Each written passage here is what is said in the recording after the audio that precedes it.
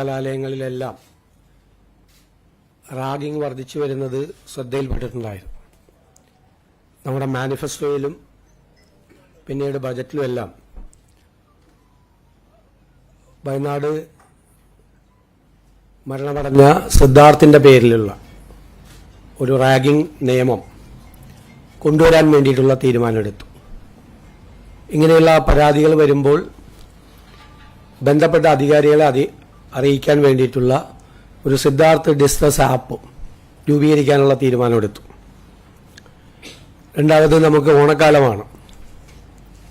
പരമ്പരാഗത മേഖലയിൽ ഒരുപാട് പ്രശ്നങ്ങളുണ്ട്. അതിൽ കയർ ഉൽപ്പന്നങ്ങൾ കെട്ടിക്കിടക്കുകയാണ്. ആ കയർ ഉൽപ്പന്നങ്ങൾ വിറ്റഴിക്കുന്നതിന് വേണ്ടിയിട്ടുള്ളൊരു വലിയ ക്യാമ്പയിൻ സർക്കാർ സ്ഥാപനങ്ങളും സ്വകാര്യ വ്യക്തികളുമെല്ലാം ഏതെങ്കിലും ഒരു കയർ ഉൽപ്പന്നം വാങ്ങിക്കണം.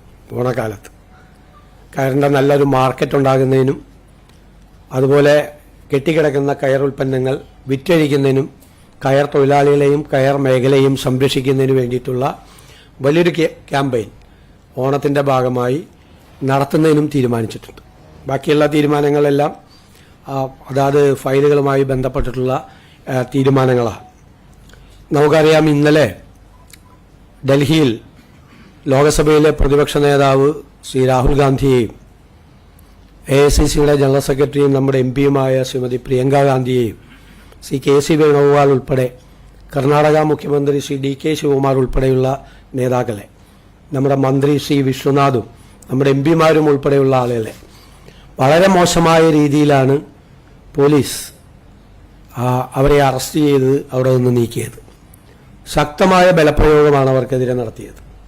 അതിൻ്റെ തലേ ദിവസം ഈ നീറ്റ് വിഷയത്തിൽ മന്ത്രി രാജിവെക്കണമെന്ന് ആവശ്യപ്പെട്ടുകൊണ്ട് സമരം ചെയ്ത വിദ്യാർത്ഥികളോടും ക്രൂരമായ സമീപനമാണ് കേന്ദ്ര സർക്കാർ സ്വീകരിച്ചത്. അതിൻ്റെ ആവർത്തനമാണ് ഇന്നലെ ഡൽഹിയിൽ കണ്ടത്. അതിലുള്ള അതിശക്തമായ പ്രതിഷേധം രേഖപ്പെടുത്തുകയാണ്. മാത്രമല്ല, ഈ സമരം മുന്നോട്ട് പോകും. കാരണം നിരവധി കുട്ടികളാണ് ആത്മഹത്യ ചെയ്തത്, നിരവധി കുട്ടികൾ.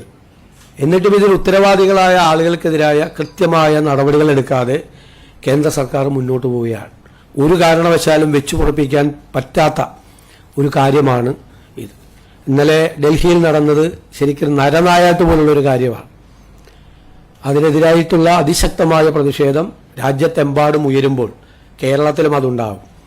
കേരളത്തിലെ നിയമസഭയും ഇത് സംബന്ധിച്ച ഒരു പ്രമേയം പാസാക്കി കേന്ദ്ര സർക്കാരിന് അയച്ചിട്ടുണ്ട്. അത് സംബന്ധിച്ച് നീതിയുക്തമായ രീതിയിൽ വിദ്യാർത്ഥികളുടെ അവകാശങ്ങൾക്ക് വേണ്ടിയിട്ടുള്ള അവരുടെ പോരാട്ടത്തിൻ്റെ പൂർണ്ണമായ പിന്തുണ ഞങ്ങളുടെ എല്ലാവരുടെയും ഭാഗത്തുനിന്നുണ്ടാവും, സംസ്ഥാന സർക്കാരിൻ്റെയും ഭാഗത്തുനിന്ന് ഉണ്ടാവും.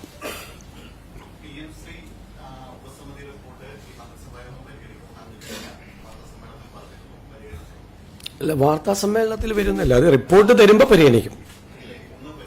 റിപ്പോർട്ട് നിങ്ങൾ കേട്ടല്ലേ, ഞാൻ പറഞ്ഞില്ല. റിപ്പോർട്ട് വരട്ടെ, റിപ്പോർട്ട് വരുമ്പോൾ മന്ത്രിസഭാ യോഗം പരിഗണിക്കും. റിപ്പോർട്ട് വരുമ്പോൾ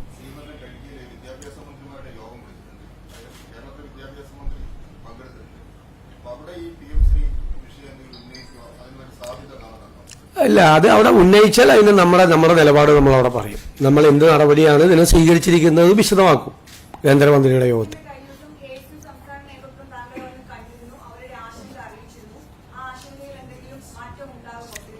അല്ല, ഞങ്ങൾ അവരുമായിട്ട് സംസാരിച്ചു. KSU കോൺഗ്രസിൻ്റെ മായിട്ട് ബന്ധപ്പെട്ട് പ്രവർത്തിക്കുന്ന ഒരു വിദ്യാർത്ഥി സംഘടനയാണ്. അവരുമായിട്ട് ബന്ധപ്പെട്ട കാര്യങ്ങൾ അവർ വന്ന് സംസാരിച്ചു. അവർ പറയുന്ന പരാതികൾ ഞങ്ങൾ ശ്രദ്ധയോടുകൂടി കേട്ടു. അതിൽ ഗവൺമെൻറ്റിൻ്റെ ഭാഗത്തു നിന്നുള്ള ക്ലാരിഫിക്കേഷൻ എന്താണ് അതിൻ്റെ കാരണം എന്ന് അവരോട് വിശദീകരിച്ചു. പിന്നെ നിങ്ങൾ പ്രചരണം നടത്തിയത് മുഖ്യമന്ത്രിയെ കാണാൻ അനുമതി കൊടുക്കുന്നില്ലെന്ന് ഒരു കാര്യം ഞാൻ വ്യക്തമാക്കാൻ ആഗ്രഹിക്കുന്നു. ആർക്കും വന്ന് എന്നെ കാണാം, അതിനുള്ള അവസരം കൊടുത്തിട്ടുണ്ട്. നിങ്ങൾക്കറിയാലോ, ആയിരക്കണക്കിന് ആളുകളാണ് കാണാൻ വരുന്നത്. 10,000-കണക്കിന് പരാതികളാണ് കിട്ടുന്നത്. ആ പരാതികൾ പരിഹരിക്കാനുള്ള സംവിധാനവും മുഖ്യമന്ത്രിയുടെ ഓഫീസിൽ ചെയ്തിട്ടുണ്ട്. ആർക്കും വേണമെങ്കിൽ, ഒരാൾക്കും എൻ്റെ ഓഫീസ് ഇതുവരെ അനുമതി നിഷേധിച്ചിട്ടില്ല. നിങ്ങൾ പല വാർത്തകളും കൊടുത്തു അനുമതി നിഷേധിച്ചെന്ന്. ഇത് ശരിയല്ല. കാരണം ഒരു വ്യക്തിക്ക് കാണാൻ പറ്റാവുന്നതിൻ്റെയൊക്കെ അപ്പുറത്താണ് ആളുകളെ കാണുന്നത്. തീരെ സാധാരണക്കാരും പാവപ്പെട്ടവരുമായ ആളുകൾ കേരളത്തിൻ്റെ വിവിധ ഭാഗങ്ങളിൽ നിന്ന് വരികയാണ്. വിവിധ സംഘടനകളെ പ്രതിനിധാനം ചെയ്തുകൊണ്ടുള്ള ആളുകൾ വരികയാണ്. 10 വർഷത്തിന് ശേഷമുണ്ടായ ഒരു ഭരണമാറ്റവുമായി ബന്ധപ്പെട്ട് PSC പരീക്ഷയിലെ റാങ്ക് ലിസ്റ്റുമായി ബന്ധപ്പെട്ട ആളുകൾ, ആശ്രിത നിയമനത്തിന് വേണ്ടി വരുന്ന ആളുകൾ, ബാങ്ക് ജപ്തിയുമായി വരുന്ന ആളുകൾ ഉൾപ്പെടെയുള്ള ഏറ്റവും സാധാരണക്കാരും പാവപ്പെട്ടവരുമായ ആളുകളെ മുതൽ പ്രധാനപ്പെട്ട ആളുകളെ വരെ, ബാങ്കുകളുടെ പ്രതിനിധികൾ, സംഘടനകളുടെ പ്രതിനിധികൾ, കേരളത്തിൽ ഇൻവെസ്റ്റ്മെന്റ് നടത്താൻ വേണ്ടി താല്പര്യമായിട്ട് വരുന്ന ആളുകൾ ഉൾപ്പെടെയുള്ള മുഴുവൻ ആളുകളെയും കാണുന്നുണ്ട്. ഞാൻ ആരെയും കാണുന്നില്ലെന്നോ എൻ്റെ ഓഫീസ് ആർക്കെങ്കിലും അനുമതി നിഷേധിച്ചെന്നോ നിങ്ങൾ ദയവ് ചെയ്ത് വാർത്ത കൊടുക്കരുത്. അത് തെറ്റാണ്.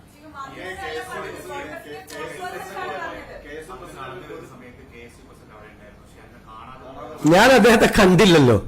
ഞാൻ മാത്രമല്ല, അവിടെ മാധ്യമങ്ങളുടെ മുമ്പിലാണ് ഞാൻ ഇറങ്ങി വന്നിട്ട് 2:50 തേവര കോളേജിൽ നിന്ന് ഇറങ്ങുന്നത്. 3 മണിക്ക് പ്രധാനമന്ത്രി പങ്കെടുക്കുന്ന മീറ്റിംഗ് ആണ്, റെയിൽവേ സ്റ്റേഷനുകളുടെ ഉദ്ഘാടനം.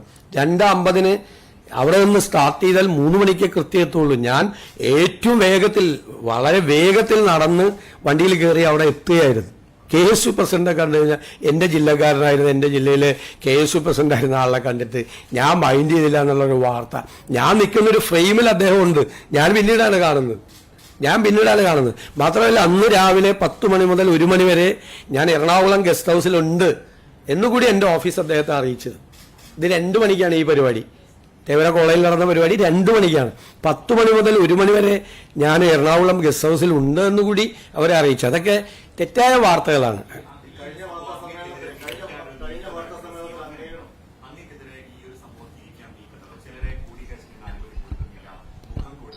അതല്ലേ ഞാൻ വളരെ ക്ലിയർ ചെയ്ത് പറഞ്ഞത്. ഇനിയുള്ള കാലത്തേക്ക് കൂടിയല്ല പറഞ്ഞത്. ഒരാൾക്കും അനുമതി നിഷേധിച്ചിട്ടില്ല, ഞാനും എൻ്റെ ഓഫീസോ.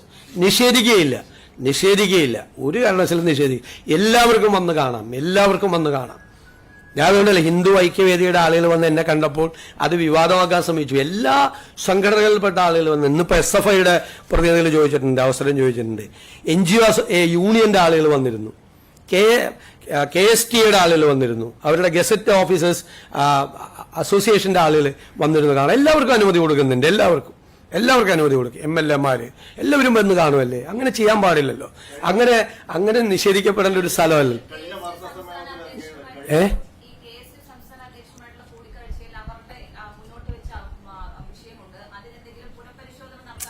അതൊക്കെ നമ്മൾ എന്തെങ്കിലും ഉണ്ടെങ്കിൽ നിങ്ങളെ അറിയിക്കാം.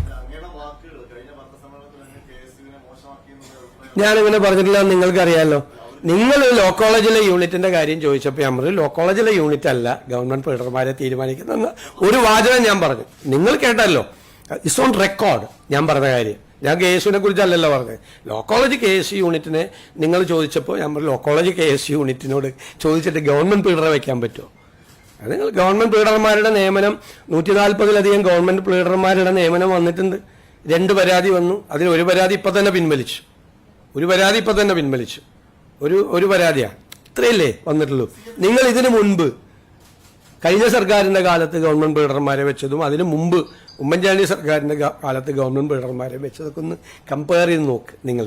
പിന്നെ നമുക്ക് അവിടെ AGയുടെ ഓഫീസും DGPയുടെ ഓഫീസും ഒക്കെ പറയുന്ന അഭിഭാഷകരെ കൂടി നമുക്ക് അവിടെ വെക്കേണ്ടി വരും, പല കാരണങ്ങളുമുണ്ട്. ഇനി ചോദിക്കും, വേറെ എന്തെങ്കിലും ചോദിക്കും. ഇത് പറഞ്ഞു കഴിഞ്ഞു ഞാൻ. ഇനി വേറെ ചോദ്യം ചോദിക്കും. താങ്കൾ തന്നെ ചോദിച്ചുകൊണ്ടിരിക്കില്ലേ? ദേശാഭിമാനി മാത്രം ചോദിച്ചാൽ പോരാ. നോ, നിങ്ങൾ ചോദിക്കും.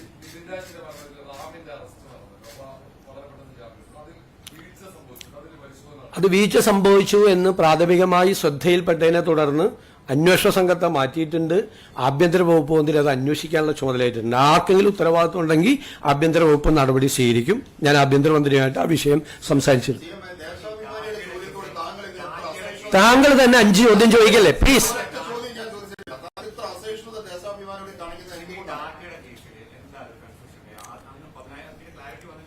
ഞാൻ ചോദിക്കട്ടെ, വാർത്ത വന്ന എന്താ? ടാറ്റ ഈ ഗവൺമെന്റുമായിട്ട് സംസാരിച്ചിട്ടില്ല എന്നാണ് അല്ലേ? ടാറ്റയുടെ കമ്പനി വന്നിട്ട് ഞാനുമായിട്ട് സംസാരിക്കുന്നതിന്റെ ചിത്രം വരെ പുറത്തു വിട്ടു. ഒരു കാര്യം തീരുമാനമാകാതെ കിടക്കുന്നുണ്ട്. അവരുടെ ഒരു വെസൽ ബിൽഡിങ്ങിന്റെ കാര്യം തീരുമാനമാകാതെ കിടക്കുന്നുണ്ട്. മലബാർ സിമന്റ്സുമായി, കൊച്ചിൻ പോർട്ടുമായി ബന്ധപ്പെട്ട് ആ കാര്യത്തിൽ തീരുമാനമെടുത്തു. അവർ പോസിറ്റീവായ കമ്പനിയുടെ ആളുകൾ പ്രതികരിച്ചു. കൂടുതൽ ഇൻവെസ്റ്റ്മെന്റ് കേരളത്തിൽ ഉണ്ടാകാൻ അവർ വരണം എന്ന് നമ്മൾ പറഞ്ഞു. ഞാനത് വിശദീകരിച്ച് കഴിഞ്ഞപ്പോൾ ഈ കാര്യം പറഞ്ഞിട്ട് അവർ വരുന്നുണ്ട്, അവരുടെ പ്രശ്നം പരിഹരിച്ചിട്ടുണ്ട്, പിന്നീടുള്ള പല പ്രശ്നങ്ങളും, അതായത് വ്യവസായ വകുപ്പിൽ തന്നെ 2 ഏജൻസികൾ തമ്മിലുള്ള ഒരു തർക്കം ഉണ്ടായിരുന്നു, കണ്ടെയ്നർ ഫ്രൈറ്റ് സ്റ്റേഷൻ തുടങ്ങുന്നതിനെ സംബന്ധിച്ച്. അതൊക്കെ ഞങ്ങൾ 24 മണിക്കൂറിനകം തീരുമാനമെടുത്തു.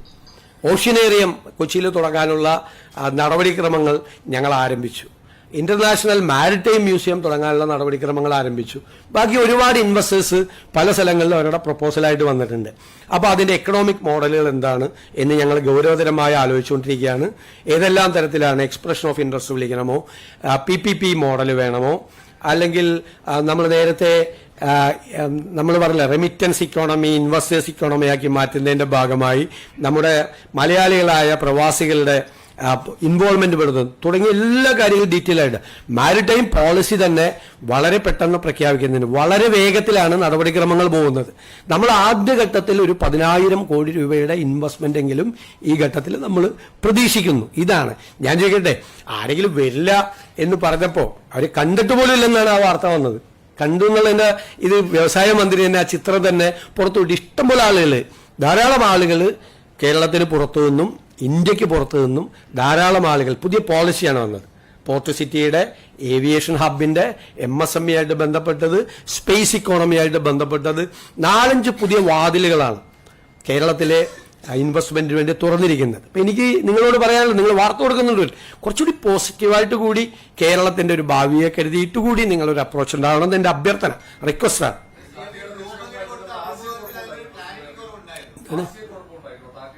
ഇല്ല ഒന്നുമില്ല. അത് പറഞ്ഞ സമയത്ത് ഒരു കാര്യം പറഞ്ഞിട്ട് രണ്ടാമത് ഈ ഘട്ടത്തിൽ 10,000 കോടി രൂപയുടെ ഇൻവെസ്റ്റ്മെന്റ് ഉണ്ടാവും എന്ന് പറഞ്ഞതിനെ കുറിച്ചിട്ട്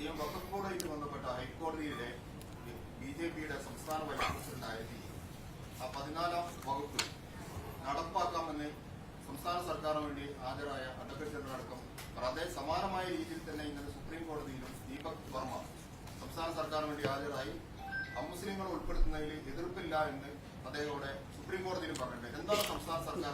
നല്ല ചോദ്യമാണ്. ദേശാഭിമാനി ഇപ്പൊ ചോദിക്കാൻ അവസരം തന്നല്ല. ഞാൻ മുഴുവൻ കേട്ടു. ഞാൻ മുഴുവൻ കേട്ട് ഇടയ്ക്ക് കയറി പറയരുത്. അല്ലല്ല വഖഫ് അല്ലല്ല. ഞാൻ ചോദിക്കട്ടെ, ഞാൻ കേട്ടല്ലോ. ഒന്നേ തന്നെ ഇടയ്ക്ക് മറ്റുള്ളവർ ചോദിക്കുമ്പോൾ ഇടയിൽ കയറി പറയരുത് മാത്രമേ ഞാൻ അങ്ങോട്ട് അഭ്യർത്ഥിച്ചുള്ളൂ. ഇപ്പൊ ചോദിച്ചല്ലോ, എന്റെ ഇടയിലേക്ക് പറയരുത്, എന്നെ പറയാൻ അനുവദിക്കണം. നിങ്ങൾക്കറിയാലോ 2025 ഇത് വഖഫ് പുനഃസംഘടിപ്പിച്ചു. ഇന്ത്യയിൽ വളരെ എതിർപ്പുകൾ പ്രതിപക്ഷം മുഴുവൻ എതിർത്ത് ഇത് പാസാക്കിയ വഖഫ് ആക്ട്, സെൻട്രൽ ഗവൺമെന്റ് പാർലമെന്റിൽ പാസാക്കിയ വഖഫ് ആക്ട് പാസ്സായതിനു ശേഷം ആദ്യമായി രൂപീകരിച്ച വഖഫ് ബോർഡാണ് കേരളത്തിലേത് ആദ്യത്തെ. അതിലെ രൂപീകരിച്ചപ്പോൾ തന്നെ ആ രൂപീകരണ ഉത്തരവിൽ തന്നെ എഴുതിയിട്ടുണ്ട്, ഇത് ഒരു മുസ്ലിമേതര 2 പ്രതിനിധികളെ, നോൺ മുസ്ലിം പ്രതിനിധികളെ വെക്കണമെന്നുണ്ട്. അപ്പൊ അതിൽ ഈ ഉത്തരവിൽ തന്നെ ഉണ്ട്, മുസ്ലിമേതര പ്രതിനിധിയെ പൊതുകാര്യ പ്രസക്തരിൽ നിന്നും ബാർ കൗൺസിലിൽ നിന്നും തിരഞ്ഞെടുക്കുമെന്നാണ് സർക്കാർ അറിയിച്ചത്. അവര് 2 പേരെ പിന്നീട് നിയമിക്കും എന്ന് കഴിഞ്ഞ സർക്കാർ അറിയിച്ചു. അവരെ പിന്നീട് നിയമിക്കും. ബാർ കൗൺസിൽ ഇലക്ഷൻ നടക്കുന്നതുകൊണ്ടാണ് അതിനുശേഷം നിയമിക്കും. ആ ഉത്തരവിൽ തന്നെ ഉണ്ട് നോൺ മുസ്ലിം പ്രതിനിധികളെ, കാരണം സെൻട്രൽ ആക്ടാണ്. നോൺ മുസ്ലിം പ്രതിനിധികളെ, മുസ്ലിമേതര പ്രതിനിധികളെ പിന്നീട് വെക്കും എന്ന് പറഞ്ഞുകൊണ്ടാണ് ഇത് വെച്ചത്. അതിനുശേഷം 4 ഹർജികൾ കോടതിയിൽ വന്നു. 4 ഹർജികളിലെ പ്രധാനപ്പെട്ട പോയിന്റുകൾ എന്തൊക്കെയായിരുന്നു? ഒന്ന്, ഈ നോൺ മുസ്ലിം ആളുകളെ വെച്ചിട്ടില്ല. ഒന്ന്. രണ്ടാമത്, മുസ്ലിം വിഭാഗങ്ങളിലെ ഷിയ, ബോറ, ആഘാഖാനി, പിന്നോക്ക മുസ്ലിം ഇവരുടെ പ്രതിനിധികളെ വഖഫ് ബോർഡിൽ വെച്ചിട്ടില്ല. പിന്നെ സെക്ഷൻ 14 അനുസരിച്ച് ഓരോ കാറ്റഗറിയും അത് നിർണയിക്കുന്നത് മാൻഡേറ്ററിയാണ്, നിർബന്ധമാണ്. അത് ചെയ്തിട്ടില്ല. പിന്നെ ഇപ്പോൾ വെച്ചിരിക്കുന്ന ആളുകൾ യോഗ്യരായിട്ടുള്ള അല്ലാത്ത ആളുകളും വെച്ചിട്ടുണ്ട് എന്ന് പറഞ്ഞു. ഇതാണ് 4 ഹർജികൾ വന്നത്. ഇത് വന്ന ഉടനെ തന്നെ എന്താണ് ഞങ്ങളുടെ ഗവൺമെന്റ് എടുത്ത സ്റ്റാൻഡ്? എന്താണ് ഞങ്ങളുടെ ഗവൺമെന്റ് എടുത്ത സ്റ്റാൻഡ്? വളരെ കൃത്യമായിട്ട് ഞങ്ങൾ പറഞ്ഞു, കോടതിയിൽ ഞങ്ങൾ പറഞ്ഞു, വളരെ കൃത്യമായിട്ട് പറഞ്ഞു, ഇതെല്ലാം പരിശോധിച്ച് ഞങ്ങൾ വഖഫ് ബോർഡ് ഞങ്ങൾ കോൺസ്റ്റിറ്റ്യൂട്ട് ചെയ്യാം, പക്ഷെ ഈ ഹർജികൾ തള്ളണം എന്ന് ഞങ്ങൾ ആവശ്യപ്പെട്ടിട്ടുണ്ട്. ഹർജികൾ തള്ളണം എന്ന് ഞങ്ങൾ ആവശ്യപ്പെട്ടിട്ടുണ്ട്. കോടതിയിൽ ഞങ്ങൾ ആവശ്യപ്പെട്ടിട്ടുണ്ട്, ഹർജികൾ തള്ളണം എന്ന് ഞങ്ങൾ ആവശ്യപ്പെട്ടു. ഇനി ഇതിന്റെ മീതെ സുപ്രീം കോടതിയിൽ പോയി വഖഫ് ബോർഡ്. അപ്പോൾ അവിടെ വെച്ച് വഖഫ് ബോർഡ് എന്താ പറഞ്ഞിരിക്കുന്നത്? വഖഫ് ബോർഡിന്റെ ചെയർമാനടക്കമുള്ള ആളുകൾ എന്താ പറഞ്ഞിരിക്കുന്നത്? അതായത് അമുസ്ലിം അംഗങ്ങളെ സെക്ഷൻ 14 പ്രകാരം വെച്ചുകൊള്ളാം. ബാർ കൗൺസിലിൽ നിന്നും പൊതുകാര്യ പ്രസക്തരിൽ നിന്നും മുൻ വാഗ്ദാനം അനുസരിച്ച് ചെയ്തുകൊള്ളാം. ഇപ്പൊ പോയില്ലേ ഇതെല്ലാം? അവര് പോയി പറഞ്ഞാണ്, സുപ്രീം കോടതി പോയി പറഞ്ഞാണ് വെച്ചുകൊള്ളാം. സെക്ഷൻ 14 പാലിച്ച് വഖഫ് മുന്നോട്ട് കൊണ്ടുപോകാൻ അനുമതി വേണം. കേരള സർക്കാർ ഹൈക്കോടതിയിൽ ഹർജി തള്ളണം എന്ന് പറഞ്ഞിട്ടും ഹൈക്കോടതി തള്ളിയില്ല. അപ്പൊ കേരള സർക്കാർ ഹൈക്കോടതിയിലെടുത്ത സ്റ്റാൻഡ് എന്താ? ഈ ഹർജി തള്ളണം എന്ന സ്റ്റാൻഡാണ്. അതേ കാര്യമാണ് സുപ്രീം കോടതിയിൽ പോയി വഖഫ് ബോർഡ് ആവർത്തിച്ചത്. എന്നിട്ട് പ്രതിപക്ഷ നേതാവ് വർഗീയത പരത്തുന്നതിന് വേണ്ടിയിട്ട് ഒരു മുസ്ലിം ഒരു വിരുദ്ധ വികാരം ഉണ്ടാക്കുന്നതിന്, മുസ്ലിങ്ങളെ UDF-നും ഈ സർക്കാരിനും എതിരാക്കുന്നതിന് വേണ്ടി തെറ്റായി നടത്തിയ വർഗീയ പ്രചാരണമാണ് പ്രതിപക്ഷ നേതാവ് നടത്തിയത്. ഈ ഹർജി തള്ളണം എന്നാണ് ഞങ്ങൾ ആവശ്യപ്പെട്ടത്. ഈ ഹർജിക്ക് മുമ്പ് തന്നെ ഇത് നിയമിച്ച സമയത്ത് ഈ 2 അമുസ്ലിം അംഗങ്ങളെ ഞങ്ങൾ നിയമിച്ചുകൊള്ളാം എന്ന് പറഞ്ഞ സർക്കാരാണ് അദ്ദേഹത്തിന്റെ സർക്കാർ. It's on record. അദ്ദേഹം പറഞ്ഞിട്ടുണ്ട്, അവരുടെ ഗവൺമെന്റ് പറഞ്ഞിട്ടുണ്ട് 2 പേരെ വെച്ചുകൊള്ളാം. ഞങ്ങൾ ഈ പരാതി മാത്രമല്ല, 4 പ്രധാനപ്പെട്ട പരാതികൾ വന്നപ്പോൾ ഞങ്ങൾ ആ പരാതികൾ പരിശോധിച്ച് വഖഫ് ബോർഡ് കോൺസ്റ്റിറ്റ്യൂട്ട് ചെയ്യാം. പക്ഷെ ഈ ഹർജികൾ തള്ളണം, ഗവൺമെന്റ് ചെയ്തോളാം എന്ന് പറഞ്ഞു. ഗവൺമെന്റിന്റെ ഈ സ്റ്റാൻഡിനെയാണ് വഖഫ് ബോർഡ് പോയി സുപ്രീം കോടതിയിൽ പോയി ഉയർത്തിക്കാട്ടിയത്. ഹർജി തള്ളണമെന്ന് സംസ്ഥാന സർക്കാർ പറഞ്ഞിട്ടും ഹൈക്കോടതി ഞങ്ങൾക്ക് പ്രവർത്തിക്കാൻ അനുമതി തരുന്നില്ല. ഞങ്ങൾ നേരത്തെ വാഗ്ദാനം ചെയ്തിരുന്നത് പോലെ 2 അമുസ്ലിങ്ങളെ വെച്ചുകൊള്ളാം എന്ന് പറഞ്ഞിട്ട് ഈ വർഗീയ പ്രചരണം നടത്തി ഞങ്ങളുടെ സർക്കാരിനെ പ്രതിക്കൂട്ടിലാക്കാൻ പ്രതിപക്ഷ നേതാവോ CPM-ഓ വിചാരിച്ചാൽ നടക്കില്ല. ഇതാണ് ഞങ്ങളുടെ സ്റ്റാൻഡ്. ക്ലിയർ ആണ്. യെസ്.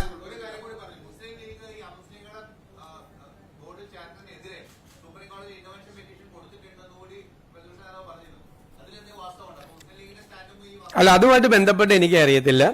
എനിക്കറിയില്ല, എനിക്ക് അതിന്റെ ഡീറ്റെയിൽസ് അറിയില്ല. അന്വേഷിച്ചിട്ട് ഞാൻ പറയാം. എനിക്ക് അതിന്റെ ഡീറ്റെയിൽസ് അറിയത്തില്ല. പക്ഷേ ഒരു കാര്യം ഞാൻ ഇപ്പോഴത്തെ സുപ്രീം കോടതി, എന്നിട്ട് സുപ്രീം കോടതി 2 കൂട്ടരെ കേൾക്കാൻ വേണ്ടിയിട്ട് പറഞ്ഞു വിട്ടു. സുപ്രീം കോടതിയിൽ കേരള ഗവൺമെന്റ്, ഇപ്പോഴത്തെ ഗവൺമെന്റ് എടുത്ത സ്റ്റാൻഡിനെ പിന്തുണച്ചുകൊണ്ടാണ് വഖഫ് ബോർഡ് അവിടെ പോയത്. സർക്കാർ തള്ളണം, ഈ കേസ് തള്ളണമെന്നാണ്, ഈ ഹർജികൾ തള്ളണമെന്നാണ്. എന്നിട്ട് ഇതിലെ പ്രധാനപ്പെട്ട പരാതികൾ പരിശോധിച്ച് അതനുസരിച്ച് വഖഫ് ബോർഡ് കോൺസ്റ്റിറ്റ്യൂട്ട് ചെയ്യാൻ ഗവൺമെന്റ് തയ്യാറാണ് എന്നാണ് പറഞ്ഞത്. എന്നിട്ട് എന്തു പ്രചരണമാണ് നടത്തുന്നത്? അല്ലല്ലോ, ഞങ്ങൾ അങ്ങനെ പറഞ്ഞിട്ടില്ലല്ലോ. അല്ലല്ല, ഞാൻ ചോദിക്കട്ടെ, കഴിഞ്ഞ ഗവൺമെന്റ് എടുത്ത നിലപാടെന്താ? അമുസ്ലിങ്ങളായ ആളുകളെ വെച്ചുകൊള്ളാമെന്നാണ്. കാരണം അത് ഗവൺമെന്റ് പാസ്സാക്കിയ നിയമമല്ലേ അത്.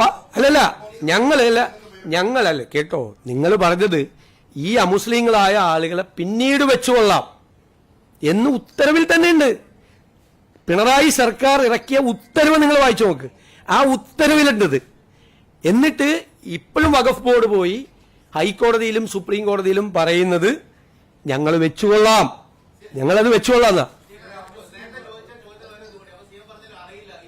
ഇപ്പോഴത്തെ അതിന്റെ സ്റ്റേറ്റസ് എനിക്ക് അറിയില്ല, അത്ര ഞാൻ നോക്കിയിട്ട് പറയാം.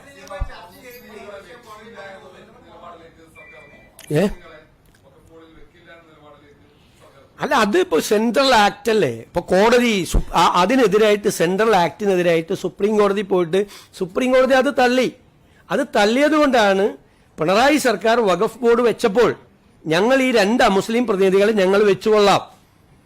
ചിലപ്പോൾ തെരഞ്ഞെടുപ്പിന് മുമ്പായതുകൊണ്ടായിരിക്കും വെക്കാറുന്നത്. ആണല്ലോ, ബൈൻഡിങ് ആണല്ലോ. അതുകൊണ്ടാണല്ലോ പിണറായി സർക്കാർ പറഞ്ഞത് ഞങ്ങൾ ഇല്ലെങ്കിൽ പിണറായി സർക്കാരിന് ഒരു സ്റ്റാൻഡ് എടുക്കാനല്ലോ, വെക്കില്ല.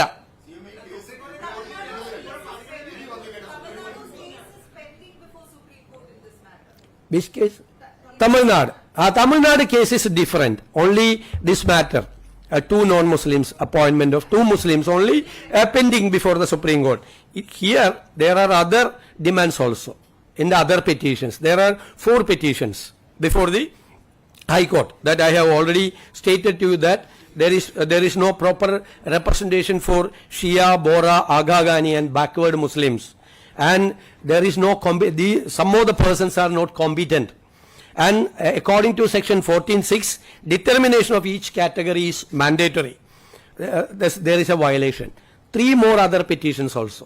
4 petitions are pending before the Kerala High Court. Sir, but in the affidavit that you all filed before the High Court, you all said that you all will strictly comply with Section 14. Section 14 also includes appointment of non-Muslims. The Waqf Board also has taken a stand before the High Court as well as in the Supreme Court that we will comply with the provisions of the Section 14.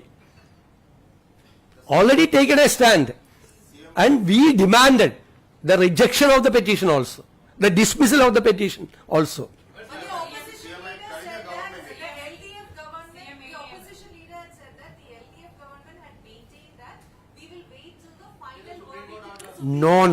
They have not mentioned anywhere in the order itself. They have categorically stated that these 2 appointments will be done later.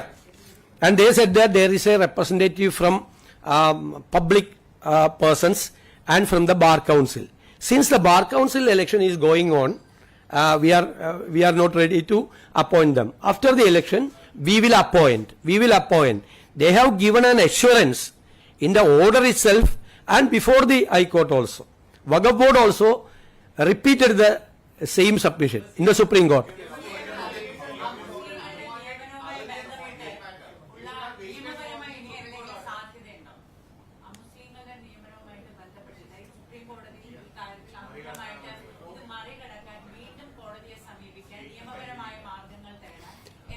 Already Supreme Court dismissed this petition, dismissed that petition. There is a provision in the Act passed by the Parliament that there should be an appointment of 2 non-Muslims. Somebody challenged and the Supreme Court dismissed that petition. As you said rightly, the Tamil Nadu petition is pending.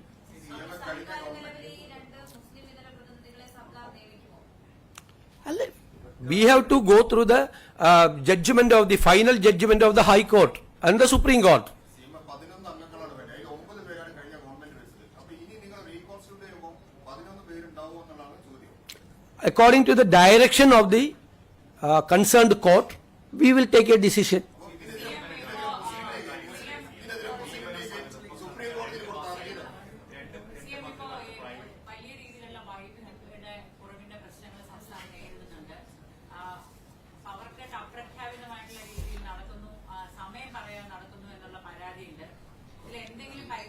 ഇതിൻ്റെ അകത്ത് വലിയ പ്രചരണങ്ങൾ നടക്കുകയാണ്. ചരിത്രത്തിലെ ഏറ്റവും ഉയർന്ന, കേരള ചരിത്രത്തിലെ ഏറ്റവും ഉയർന്ന ഡിമാൻഡാണ് വൈദ്യുതിക്ക് ഈ സീസണിലുണ്ടായത്. കനത്ത മഴക്കുറവ്, എൽ നിനോ പ്രകാരമുള്ള കനത്ത മഴക്കുറവ്, അണക്കെട്ടുകളിലെ ജലശേഖരത്തിൻ്റെ വലിയ ഇടിവ്, ജലവൈദ്യുത ഉൽപ്പാദനത്തിൽ, ഹൈഡൽ പവർ ഉൽപ്പാദനത്തിലുണ്ടായ 80% കുറവ്, ദേശീയ വൈദ്യുതി വിപണിയിൽ ആവശ്യത്തിന് വൈദ്യുതി ലഭ്യമാകാതിരുന്ന പ്രശ്നം, ഗുരുതരമായ പ്രശ്നങ്ങളാണ് ഉണ്ടായത്. കഴിഞ്ഞ വർഷത്തേക്കാൾ ഈ വർഷം ഏകദേശം 1000 മെഗാവാട്ടിന്റെ വർധനയാണ് ഉപഭോഗത്തിലുണ്ടായിരിക്കുന്നത്. അതേ സമയത്ത് മഴയില്ലാത്തത് കൊണ്ടുള്ള ജലവൈദ്യുത ഉൽപ്പാദനം താഴോട്ട് പോയി, ഗൗരവമായി താഴോട്ട് പോയി. 2055-56% മഴക്കുറവുണ്ടായി. ജലനിരപ്പ് ഗണ്യമായി കുറഞ്ഞു.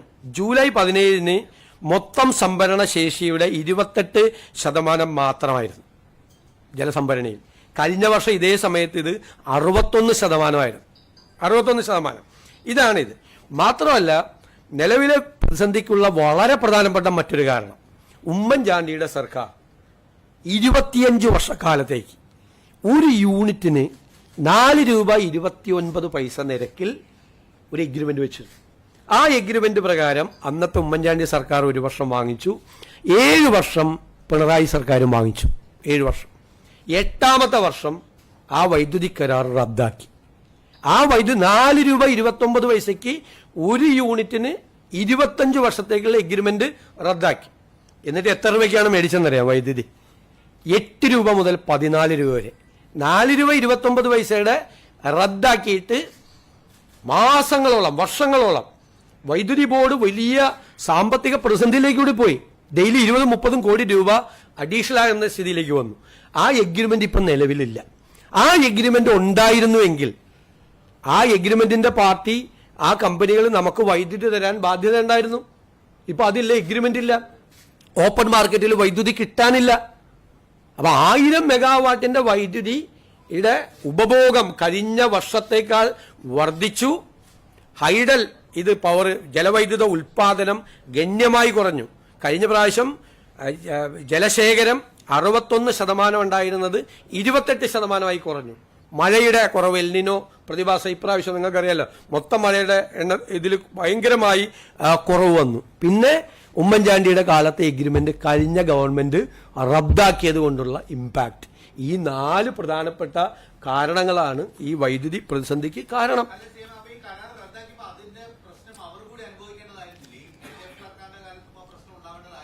അല്ല, അപ്പൊ അത്രയും ഡിമാൻഡില്ല, അപ്പൊ അത്രയും ഡിമാൻഡ് വന്നില്ല.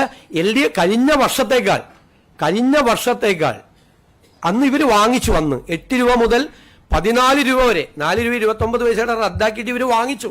ഇവർ ഒരുപാട് പ്രാവശ്യം വാങ്ങിച്ചു, വൈദ്യുതി പുറത്തുനിന്ന് മേടിച്ചു. ഇപ്പോൾ ഉള്ള പ്രശ്നം അന്നത്തേക്കാൾ 1000 മെഗാവാട്ട് കൂടുതൽ കൺസംഷൻ വന്നു ഈ പ്രാവശ്യം.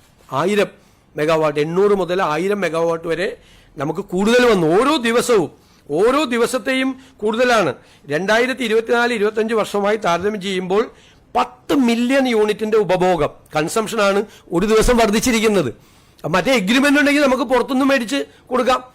ആ എഗ്രിമെന്റും ഇല്ല. ഓപ്പൺ മാർക്കറ്റിൽ വൈദ്യുതി വലിയ പ്രശ്നമാണ്. എൽനിനോ ആയതുകൊണ്ട് എല്ലാ ഗവൺമെന്റുകളും ഇത് വാങ്ങിച്ചുകൊണ്ടിരിക്കുകയാണ്.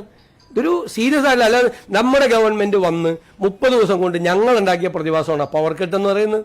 അങ്ങനെ ഞങ്ങളുടെ ഗവൺമെന്റ് വിചാരിച്ചിട്ടൊരു പവർ കട്ട് മനഃപൂർവ്വമായിട്ട് ജനങ്ങൾ 1 മണിക്കൂർ ഇരുട്ടിൽ കഴിയട്ടെ എന്നിട്ട്, അല്ല വെയിറ്റ്, 1 മണിക്കൂർ ജനങ്ങൾ ഇരുട്ടിൽ കഴിയട്ടെ എന്നൊരു പുതിയ സർക്കാർ തീരുമാനിക്കുമോ?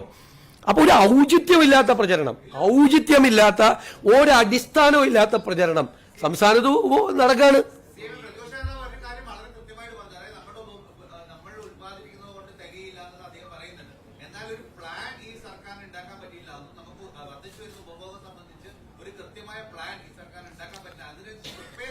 ഞങ്ങളിപ്പോ തയ്യാറാക്കിക്കൊണ്ടിരിക്കുകയല്ലേ. ഇത് ഞങ്ങൾ ഗവൺമെന്റ് അധികാരത്തിൽ വന്ന് 1 മാസത്തിനകം, ഇപ്പൊ 2 മാസമല്ലേ ആയുള്ളൂ, 1 മാസത്തിനും ഉണ്ടായതാണ്. ഇപ്പൊ എൽനിനോ ഒരു പ്രഡിക്ഷൻ ഉണ്ടായിരുന്നു, പക്ഷെ ഇത്രയും മഴ കുറയുമെന്ന് ആർക്കും അറിയില്ല. ഇത്രയും ജലശേഖരം നമ്മുടെ സംഭരണികളിൽ കുറയുമെന്ന് കരുതിയില്ല. പിന്നെ ഓപ്പൺ മാർക്കറ്റിൽ വൈദ്യുതി കിട്ടാതിരിക്കുമെന്ന് കരുതിയില്ല. ഇത് അക്രോസ് ദ കൺട്രി ഈ വിഷയമുണ്ട്. അപ്പൊ എല്ലാവരും ഈ ഓപ്പൺ മാർക്കറ്റിലേക്ക് പോയി അവർ ചോദിക്കുന്നതിലേക്ക് വാങ്ങിച്ചുകൊണ്ടിരിക്കുകയാണ്. ഇപ്പൊ തന്നെ ഞങ്ങള് 5 രൂപ 96 പൈസക്ക് 200 മെഗാവാട്ട് ഓപ്പൺ മാർക്കറ്റിൽ നിന്ന് വാങ്ങി. ഇപ്പൊ 200 മെഗാവാട്ട് കൂടി ഇതിനേക്കാൾ കുറഞ്ഞ നിരക്കിൽ വാങ്ങിക്കാനുള്ള ശ്രമം നടത്തുകയാണ്. പുരകത്തുമ്പോ വാഴ വെട്ടാൻ പോയില്ല നമ്മള്. അപ്പൊ വലിയ എമൗണ്ടിൽ മേടിച്ചില്ല. അപ്പോഴും ഇവര് 14 രൂപയ്ക്ക് വരെ വൈദ്യുതി മേടിച്ചു. മനസ്സിലായ? ഞാനിപ്പോ ഈ അദാനി ഇതൊന്നും ഞാൻ സാധാരണ പറയാറില്ല. ആ വൈദ്യുതി കരാറ് റദ്ദ് ചെയ്തിട്ട് അദാനി കമ്പനിക്കാണ് കൊടുത്തത് വൈദ്യുതി. അവരെ നിന്നാണ് പിന്നെ വൈദ്യുതി മേടിച്ചത്. എന്തുകൊണ്ടാണ് അന്നത്തെ വൈദ്യുതി കരാറ് റദ്ദ് ചെയ്തതെന്ന് ഇതുവരെ പഴയ മുഖ്യമന്ത്രി ഇപ്പോഴത്തെ പ്രതിപക്ഷ നേതാവും പറഞ്ഞിട്ടില്ല, അന്നത്തെ വൈദ്യുതി മന്ത്രിയും പറഞ്ഞിട്ടില്ല. ആ വൈദ്യുതി കരാർ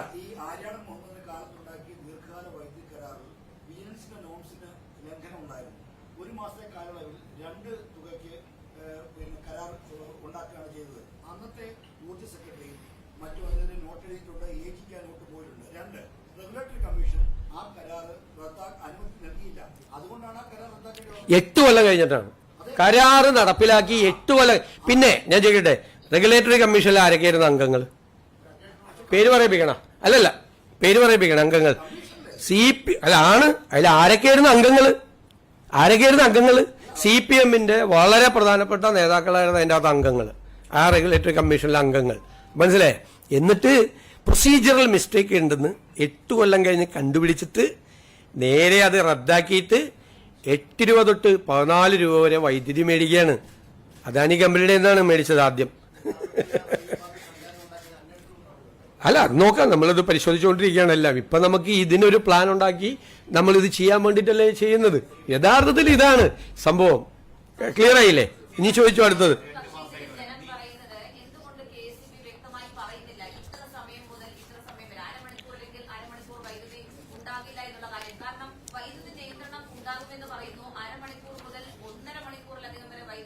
അങ്ങനെ മുൻകൂട്ടി പറയുന്നതിൽ എന്തെങ്കിലും പാളിച്ചകൾ വൈദ്യുതി ബോർഡിന്റെ ഭാഗത്തുനിന്നുണ്ടെങ്കിൽ അത് പരിശോധിക്കാം.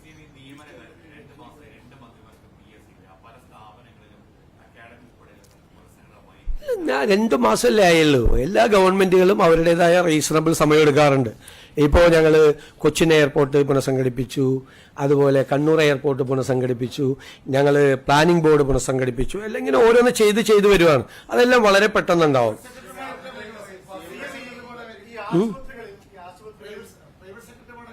അതൊക്കെ വന്നോളൂ.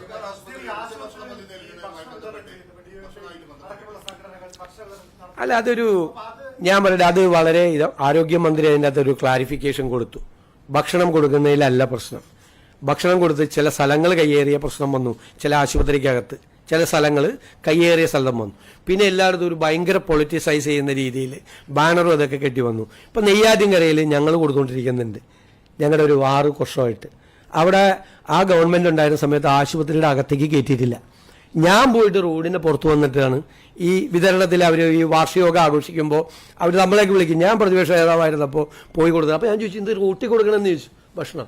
അപ്പോൾ പറഞ്ഞു, കഴിഞ്ഞ ഗവൺമെന്റ് ഇവർക്ക് കോൺഗ്രസ്സുകാരാണ് കൊടുക്കുന്നത് നെയ്യാറ്റിൻകരയിൽ, അതുകൊണ്ട് അകത്ത് കയറാൻ പറ്റൂല എന്ന് പറഞ്ഞൊരു ബാൻ ഏർപ്പെടുത്തിയിട്ടുണ്ടെന്ന് പറഞ്ഞു. അപ്പം ഞാൻ വിളിച്ച് സംസാരിച്ചിട്ട് ഒന്നും മാറ്റിയില്ല.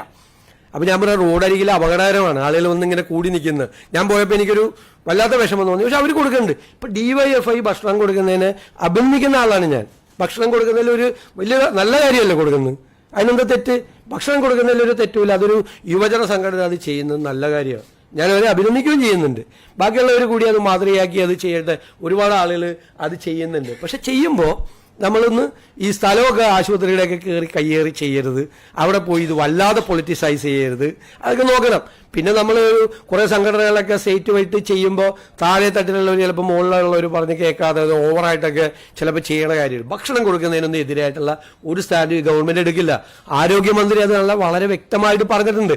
പറഞ്ഞപ്പോൾ അത് അദ്ദേഹം ഇതാണ് അദ്ദേഹം ഉയർത്തിക്കാട്ടിയത്. അദ്ദേഹം അത് ക്ലാരിഫൈ ചെയ്തുകയും ചെയ്തു. പ്രശ്നം ഭക്ഷണം കൊടുക്കുന്നതിലൊന്നും ഞങ്ങളെതിരായിട്ടുള്ളൊരു നിലപാടും ഈ ഗവൺമെന്റ് സ്വീകരിക്കില്ല. കൊടുക്കുന്നവർ കുറച്ചുകൂടി ശ്രദ്ധിച്ചും ഭംഗിയായിട്ടും ചെയ്ത് ആളുകൾ ഇത് കൊടുത്താൽ അവർക്ക് വലിയ സന്തോഷവും. കൊടുക്കുന്നത് നല്ല കാര്യമാണ്, ഒരു തെറ്റുമില്ല.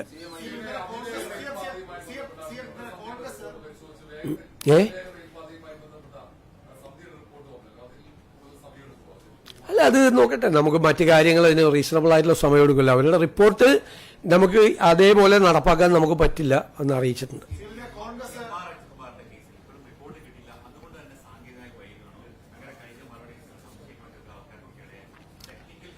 ഞാൻ പറയുന്നത് ഇതെല്ലാം ഇതിന്റെ കാര്യങ്ങൾ അറിയാതെ നടത്തുന്ന വാർത്താ പ്രചരണങ്ങളാണ്, തെറ്റായ കാര്യമാണ്. ഗവൺമെന്റിന്റെ മുമ്പിൽ പ്രോപ്പറായിട്ടുള്ള ഒരു റിപ്പോർട്ട് വരുന്നതിന് മുമ്പ് ആഭ്യന്തര വകുപ്പിലെ DGPയുടെ അടുത്താണ് അവർ കൊടുക്കേണ്ടത്. ആ റിപ്പോർട്ട് എപ്പോഴാണ് കിട്ടിയത്? എന്താണ്? കഴിഞ്ഞ ആഴ്ച. അത് DGP പരിശോധിച്ച് അത് ആഭ്യന്തര വകുപ്പ് മന്ത്രിയുടെ മുമ്പിൽ വരും. ഞങ്ങൾ ആലോചിച്ച് ആ കാര്യത്തിൽ എന്ത് നടപടി ചെയ്യണമെന്ന് പറയും. ഒരു ഡിലേയും വന്നിട്ടില്ല. അതിൻ്റെ ഇടയിൽ അജിത് കുമാറിന് പ്രമോഷൻ കൊടുക്കാൻ വേണ്ടിയിട്ട് മനഃപൂർവ്വമായിട്ട് ഞങ്ങൾ വൈകി. ഞങ്ങൾക്ക് എന്താ അജിത് കുമാറായിട്ട് ബന്ധം? ഞാനല്ലേ ഏറ്റവും കൂടുതൽ അദ്ദേഹത്തെ വിമർശിച്ച ആള്. എൻ്റെ പേരും എൻ്റെ പടമൊക്കെ വെച്ചിട്ട് കൊടുക്കുക, അജിത് കുമാറിനെ രക്ഷപ്പെടുത്താൻ വേണ്ടി ഞാൻ ഇറങ്ങിയെന്നൊക്കെ പറഞ്ഞു. അടിസ്ഥാനരഹിതമായി എത്രമാത്രം വാർത്തകളാണ് വസ്തുത. ഈ ഒരു കാര്യം കൂടി, ഇപ്പം ഏതായാലും ഇത്ര നിങ്ങൾ ചോദിക്കാത്തവരാണ് അങ്ങോട്ട് പറയാം. ഞാൻ ചോദിക്കുമെന്ന് വിചാരിച്ചിട്ട് നിങ്ങളാരും മിണ്ടുന്നില്ല. CMDRFനെ കുറിച്ച് വ്യാപകമായ പ്രചരണം നടക്കുക. CMDRF അഴിമതിയാണ്. കഴിഞ്ഞ ഗവൺമെന്റിന്റെ കാര്യത്തിൽ ഒന്നും ചെയ്യുന്നില്ല. മുൻ സർക്കാരിന്റെ കാലത്ത് 18/5/2021 വരെയുള്ള കുടിശ്ശിക എത്രയായിരുന്നു അറിയാം? അപേക്ഷകളുടെ 34,661. CMDRFിലേക്ക് ചികിത്സിക്കാൻ അപേക്ഷ കൊടുത്താൽ ഡിലേ വരുമായിരുന്നു. 6 മാസവും 6 മാസത്തിൽ കൂടുതൽ ഡിലേ പിണറായി സർക്കാർ ഇരുന്ന കാലത്തും വരുമായിരുന്നു. ഞങ്ങൾ വന്നതിന് ശേഷം 2 മാസമല്ലേ ആയല്ലോ. ഞങ്ങൾ വന്നതിന് ശേഷം ആ 34,661 അപേക്ഷയിൽ 11,174 ക്ലിയർ ചെയ്തു. ഈ വേഗത്തിൽ ചെയ്തു. ഈ സർക്കാരിന്റെ കാലത്ത് പുതിയ അപേക്ഷ കിട്ടിയിട്ടുണ്ട് 23,653. അതിൽ ഞങ്ങൾ 9,726 ചെയ്തു. അപ്പൊ ഏകദേശം 21,000-ഓളം അപേക്ഷകൾ 2 മാസം കൊണ്ട് ഈ ഗവൺമെന്റ് ക്ലിയർ ചെയ്തു. ഞങ്ങൾ വന്നൊന്നും ഇരുന്നേയുള്ളൂ. എന്നിട്ട് പറയുമല്ലോ CMDRF എല്ലാം കെട്ടിക്കിടക്കാന്ന്. കെട്ടിക്കിടന്നിരുന്ന കഴിഞ്ഞ ഗവൺമെന്റ് കാലത്താ. ഞാൻ പറഞ്ഞു, എന്തിനാണ് ഇങ്ങനെ ദ്രോഹിക്കുന്നത്? തെറ്റായ വാർത്തകൾ കൊടുത്ത്. ഇനി ആകെ ജനങ്ങൾക്ക് അനുവദിച്ച ചികിത്സാ തുക 24,15,00,000 രൂപ ഇപ്പൊ കൊടുത്തു കഴിഞ്ഞു. ഓരോ ദിവസവും ചെയ്തുകൊണ്ടിരിക്കുകയാണ്. അത് സ്പീഡാക്കാൻ സ്റ്റാഫ് മറ്റതെല്ലാ സംവിധാനവും ചെയ്തുകൊണ്ട്. പിന്നെ അടിയന്തരമായിട്ട് ചില കളക്ടർമാര് അല്ലെങ്കിൽ ചില ജനപ്രതിനിധികൾ ശ്രദ്ധയിൽപ്പെടുത്തുന്ന കാര്യത്തിൽ നമുക്ക് അക്ഷയ കേന്ദ്രങ്ങൾ വഴി ഇപ്പോഴും വന്നുകൊണ്ടിരിക്കുകയാണ്. നമ്മൾ ചിലപ്പോൾ പെട്ടെന്ന് ഡിസിഷൻ എടുക്കേണ്ടി വരും ചില കാര്യത്തിൽ. ഇപ്പോൾ വയനാട് മരണമടഞ്ഞ ആളുകൾക്ക് വേണ്ടിയിട്ട് പെട്ടെന്ന് തീരുമാനം മന്ത്രിസഭയിൽ കൊണ്ടുപോയി എടുത്തു. ചില തീരുമാനങ്ങൾ, ചില കുഞ്ഞുങ്ങൾക്കൊക്കെ സർജറി, ചില പെട്ടെന്ന് പ്രശ്നം, ആ സർജറി നടത്താൻ പൈസയില്ല, ആ സർജറിയുടെ ഡേറ്റ് ഫിക്സ് ചെയ്തു എന്ന് വരുമ്പോൾ നമുക്ക് ഈ 6 മാസം ഡിലേ ചെയ്ത് കൊടുത്താൽ മതിയാ. തീരെ പാവപ്പെട്ടവരായ ചില കേസുകളൊക്കെ റെക്കമെൻഡ് ചെയ്ത് കളക്ടർമാരുടെ അടുത്ത് വരും, അതൊക്കെ നമുക്ക് കൊടുക്കാം. ഇതിലെന്താ അഴിമതി?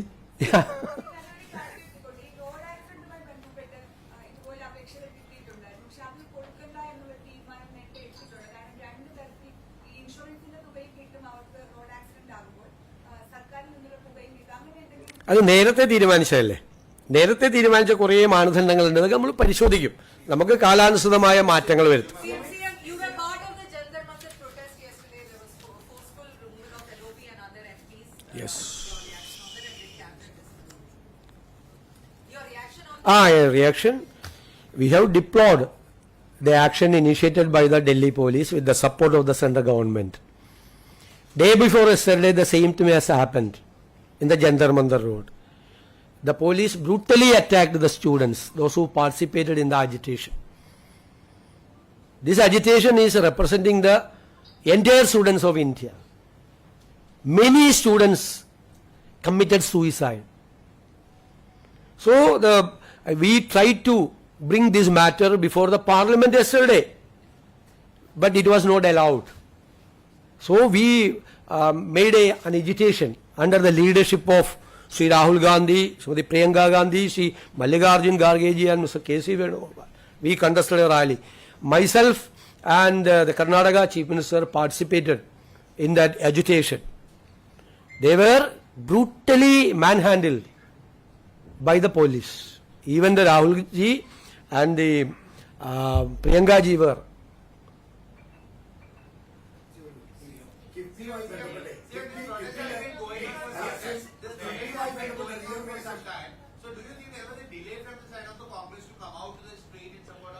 No, how can you say that? How can you say that? We have conducted many rallies across the country, even in Kerala. We have conducted rallies in Kota, Rajasthan. The Rahul ji inaugurated a Mammoth rally.